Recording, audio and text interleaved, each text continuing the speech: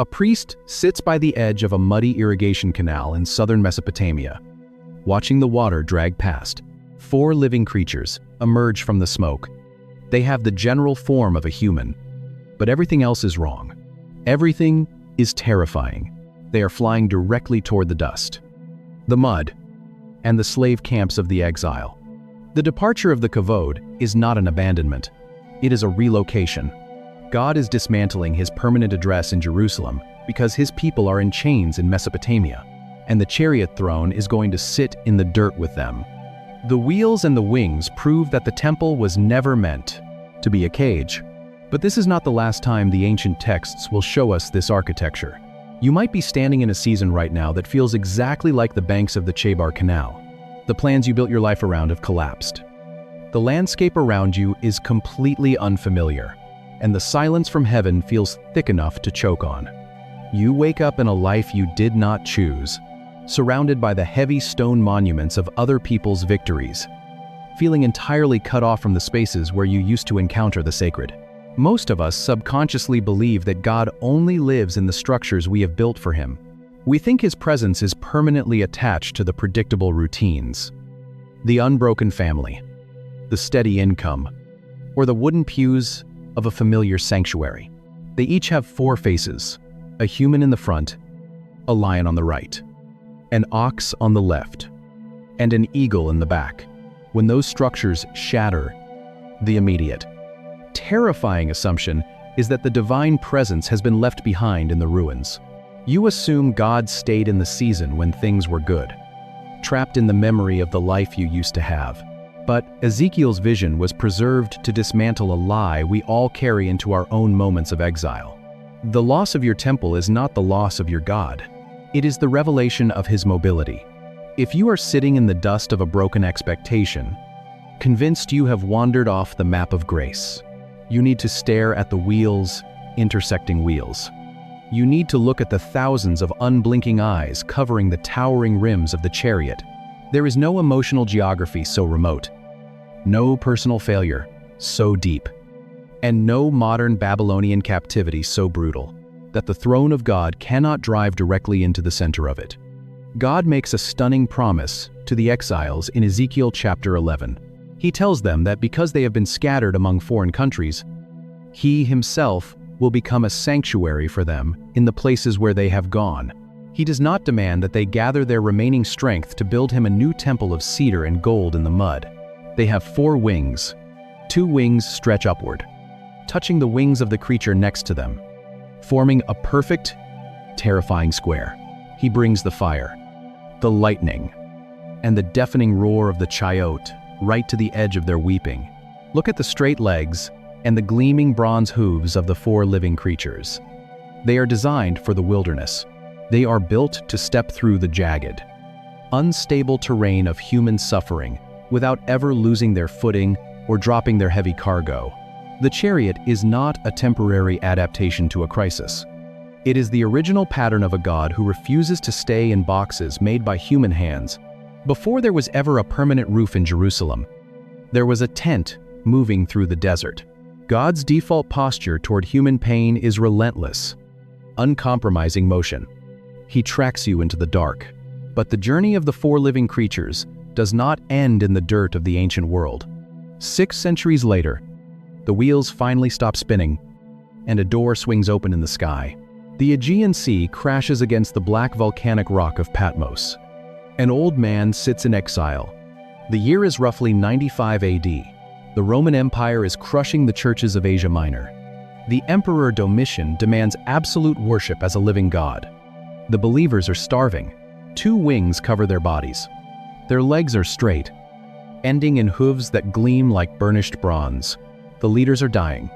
John is sent to this penal colony to vanish in the salt and the wind. He is alone. The physical world is entirely under Roman control. Then, the sky cracks open. A door stands ajar in heaven. A voice speaks. It sounds like a war trumpet. Come up here. John steps through the doorway in the spirit. He does not see a temple of cedar. He does not see the marble columns of a Roman palace. He sees a throne. Lightning flashes from the center. Peals of thunder rumble across the expanse. 7 torches burn in the open air. A sea of glass, clear as crystal, stretches out in every direction. And standing in the center, surrounding the throne, are the exact same 4 entities. The first is like a lion. The second is like an ox. The third has the face of a human. The fourth is like a flying eagle. They are covered in eyes, in front and behind. They have 6 wings. They do not rest day or night. They sing a single song in a continuous, deafening loop. Holy, holy, holy is the Lord God Almighty. But something profound has changed since Ezekiel sat by the mud of the Chebar Canal 600 years earlier. Look at the architecture beneath their feet. In Babylon, the creatures stood beside intersecting wheels of pale green chrysolite. They darted like bolts of lightning. They hovered over the dirt. And when they move, the sound of their wings is not the fluttering of a bird. It is the roar of rushing waters. They were built for relentless, multi-directional motion across enemy territory. Here, on Patmos, the wheels are completely gone. The sea of glass is motionless. The storm is stabilized. The Chayot, the Zun, the living creatures are no longer running through the wilderness of human suffering. They are stationary around the seat of ultimate authority. This is not a chariot on the move. It is a kingdom that has finally docked. The mobile command center of Ezekiel has reached its ultimate destination. The rescue mission through the dirt of human history is culminating, and the throne is permanently anchored. The long exile of humanity is coming to an end. But John's vision leaves us with a massive question. Why these 4 specific faces? Ezekiel saw the human, the lion, the ox, and the eagle as a direct physical assault on the Lamassu statues of the Babylonian Empire. But Babylon fell centuries ago. Those statues are buried under the desert sand. So why does John see the exact same 4 faces staring at him from the center of eternity? There is a structural layer to this anatomy. And to uncover it, you have to look at the chorus of voices answering them. There is a detail hiding in plain sight in the ancient Jewish commentaries, a tradition that predates John's vision on Patmos by centuries. It is the deafening shout of a military encampment. This is the opening scene of the book of Ezekiel. When the early rabbis looked at the 4 faces described by Ezekiel, they did not see a random zoo of spiritual oddities. They saw a profound, structured hierarchy of the natural world. A famous midrash outlines the pattern clearly. The lion is the unquestioned king of the wild beasts, ruling the dense, unmapped wilderness. The ox is the supreme master of the domesticated earth, pushing its heavy, muscular neck against the rough wood of the yoke to turn the soil. The eagle is the absolute sovereign of the sky, its feathers catching the freezing winds at high altitudes. And the human stands as the crown of the physical realm, the conscious intellect appointed to govern the rest. Every major domain of terrestrial life is represented in those 4 faces. And when you turn the page to Revelation chapter 5, you see exactly what they are doing. The 4 living creatures fall down before the Lamb. They begin to sing. And immediately, John hears an answering echo rise up from the lower dimensions. He hears every creature in heaven, on the earth, under the earth, and in the sea, joining the exact same chorus. Their collective voices rolling upward like a physical shockwave. The 4 faces are not a bizarre coincidence of heavenly biology. They are the delegated ambassadors of the physical universe. It is arguably the most famous, most bewildering, and most heavily debated vision in the entire biblical text. They are the Zun, the pulsing, breathing life of creation. Standing in the very center of the divine control room, they serve as the cosmic choir directors, holding the space for the physical world in the center of the heavenly realm. God does not surround his throne with cold, disembodied intellects or silent, abstract spirits. He surrounds his throne with the concentrated essence of the earth he built, the wild, the domesticated, the soaring, and the human. All of it is brought into the innermost circle of his presence, proving that the physical world is not something God plans to discard. It is something He plans to redeem. But the most important question is what this architecture means for you when the wheels of your own life finally stop spinning. A priest sat in the mud of a foreign empire, and the fire of heaven descended to meet him. Four faces mocked the stone sentinels of Babylon and proved that Yahweh commands every corner of the earth. Wheels covered in eyes spun in the lightning and revealed a God who refuses to be trapped in a building. The heavy glory lifted from the Jerusalem altar and relocated to the slave camps of the broken. Most people assume these creatures are just bizarre angelic beings. They read this chapter and think they are looking at a chaotic, psychedelic display.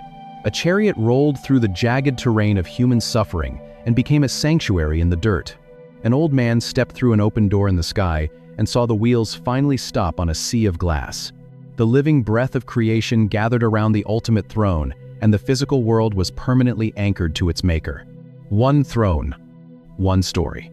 But maybe the part that stays with me most is the anatomy of those beings. The straight legs and the bronze hooves stepping out of the storm. In Ezekiel's very first vision, they are not delicate. They are not fragile. They were built to carry the unbearable physical weight of the divine into the most unstable, treacherous places of human history without ever dropping their cargo.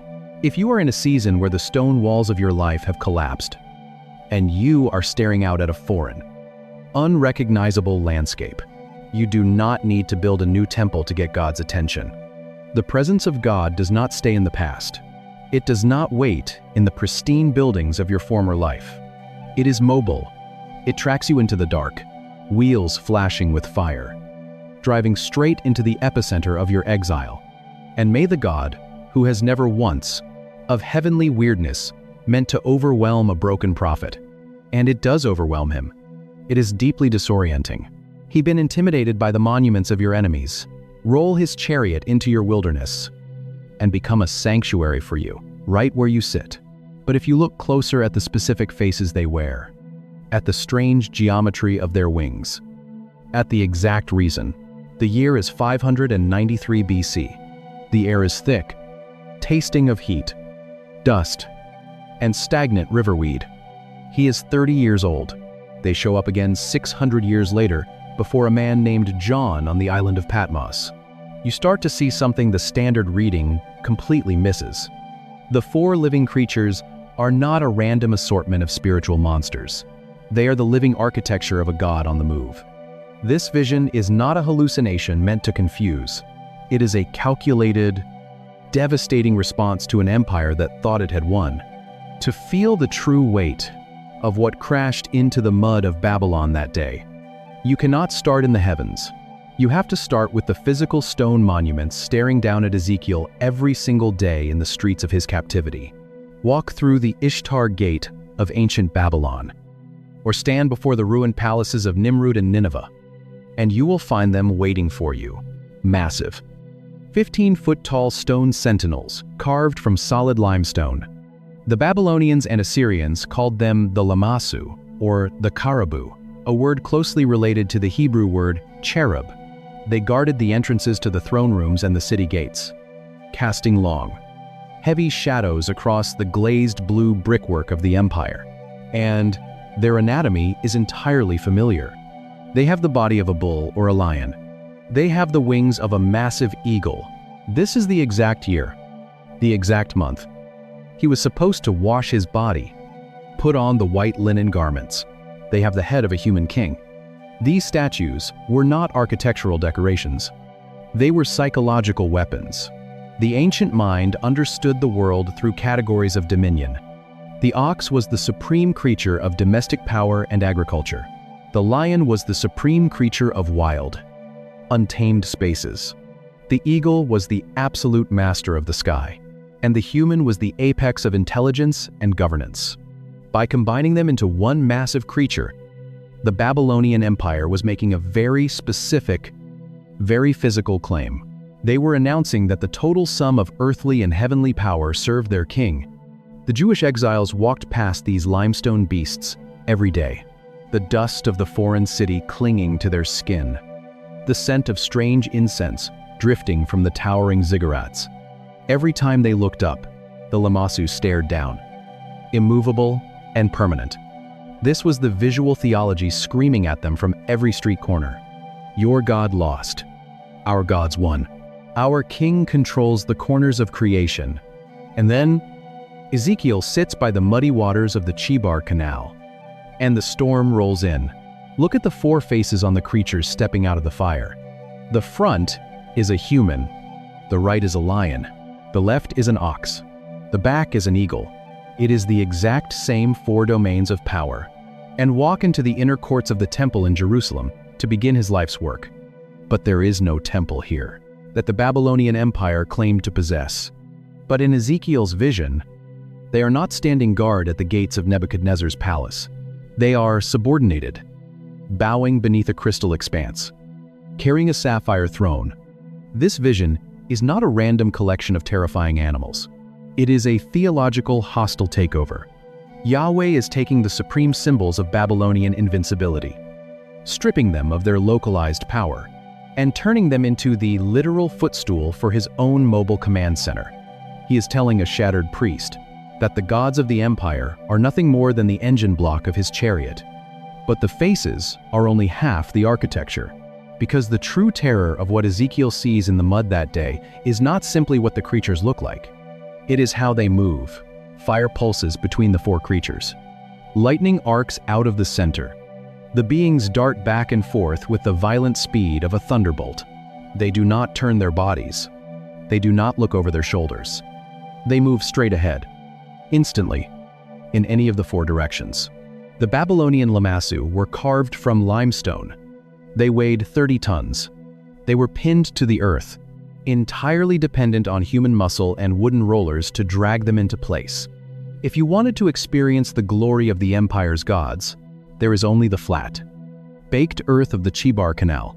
There are only the makeshift tents of displaced Jewish refugees. You had to walk to their temples. Ezekiel's vision shatters that geometry. Beside each creature, a wheel touches the earth. They gleam like chrysolite, a pale sea-green stone catching the flashes of lightning. But they are not simple wooden discs. They are constructed as a wheel intersecting a wheel at a right angle. A perfect, multi-directional gyroscope. When the creatures move, the wheels move. When the creatures stop, the wheels stop. When the creatures rise from the mud, the wheels rise beside them. The spirit of the living creatures is in the wheels. Then Ezekiel looks up at the rims. The rings of these wheels are staggeringly tall, inducing absolute vertigo in the man watching them. And the entire surface of those towering rims is completely covered in eyes. Thousands of unblinking eyes, facing every possible direction in the storm. Every angle is watched. Every dimension is accessed. Every shadow in the Babylonian Empire is exposed. This is not a chariot bound by geography. It is a vehicle of absolute, unrestrained omnipresence. In the ancient world, to be taken into exile meant you had left the jurisdiction of your local deity. The gods were strictly territorial.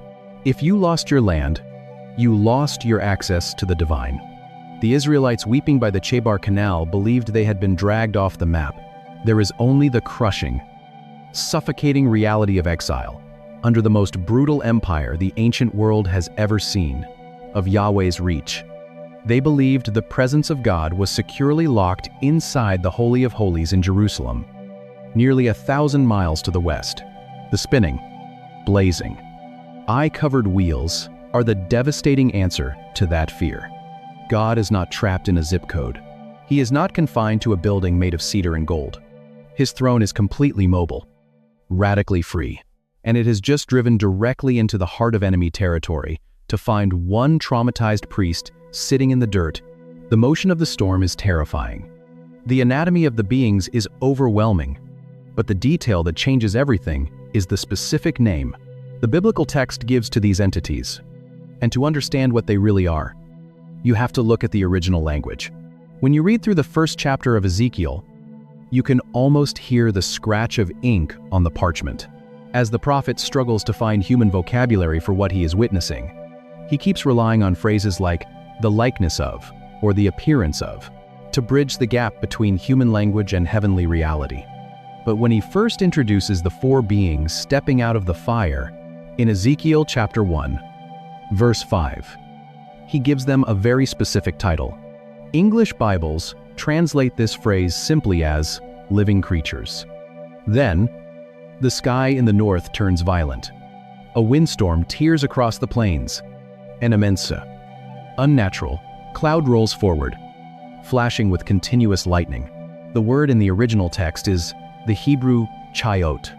It comes from the root word che, which means life, raw vitality, or a breathing, pulsing thing. It is the exact same root found in the name Eve, Chava, the mother of all living.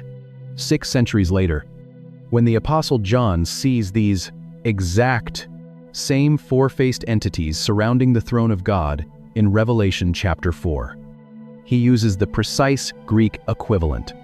The word John uses is zoon, the root of our modern word zoology, meaning a living, animate entity. If seeing how the original languages completely reframe these ancient visions is stirring something inside you, you're exactly who this channel is for. Drop a thought in the comments and hit subscribe, because every week we go deeper into the text than you knew was possible. So the title Ezekiel and John both choose is not a coincidence. The Babylonian gods dominating the ancient skyline were carved from cold, dead limestone. They were lifeless monuments to human ego, requiring the crushed bones and sweat of slave labor just to move them across the sand. But the beings carrying the mobile throne of Yahweh are Chayot. They are defined by the sheer, overwhelming force of lungs, drawing breath. They represent the wild, the domestic, the avian, and the intelligent spheres of the earthly realm, gathered into one unkillable chorus. That root changes everything about how we picture the throne room of God. It is not normal lightning. It is fire folding in on itself, wrapping around a center that glows like boiling metal in the dark. We tend to imagine the divine space as a sterile, silent place of clouds and passive tranquility. But the foundation of God's chariot is wild, thundering, undeniable vitality. The four living creatures are not a bizarre species of angelic monsters. They are the concentrated, breathing essence of all creation worshiping its maker. They are the physical manifestation that God's authority rests on life itself. But realizing exactly what these creatures are only makes what Ezekiel watches them do 9 chapters later infinitely more devastating. 14 months pass. The prophet is pulled by his hair in a vision, carried by the wind from the muddy banks of Babylon, back to the stone courtyards of Jerusalem. He stands in the temple, built by Solomon. The scent of cedar is heavy in the air. The bronze altars are still standing in the sun. And then, he hears it again. The deafening roar of rushing waters. The sound of the wings of the chayot. The mobile chariot throne has not stayed in Babylon. It has flown to the epicenter of the Jewish faith. But the creatures have not arrived to defend the city. They have come to pack up the presence of God. The text uses a specific word for this presence, the kavod. We usually translate it as glory, but its root meaning is heaviness, density. The sound hits before the heat does. Ezekiel falls to the dirt, because out of the center of the fire, the unimaginable steps into the physical world, the unbearable, physical weight of the divine. And in Ezekiel chapter 10, the prophet is forced to watch the agonizing, slow-motion choreography of that weight lifting away from the earth. The heavy cloud of the kavod rises from the Ark of the Covenant, deep in the pitch-black silence of the Holy of Holies. It moves to the threshold of the temple doorway. It hovers there, lingering over the stone. Then, the four living creatures lift their wings. The wheels spin beside them. They move to the east gate of the Lord's house, carrying the glowing presence away from the altar. Finally, the chariot lifts off the pavement entirely. It flies over the city walls. It rests on the mountain east of Jerusalem. God is leaving his own house. The kavod is not being driven out by the Babylonian army. It is choosing to depart before the invasion even begins. The coming destruction of the temple will not be the defeat of Yahweh. It will be the demolition of an empty shell. This is arguably the most devastating sequence in the Old Testament narrative. The presence that led their ancestors through the scorching desert, the weight that settled over the cedar beams of Solomon's roof, is lifting into the sky and walking away. But look at the direction the four living creatures are flying. They move east,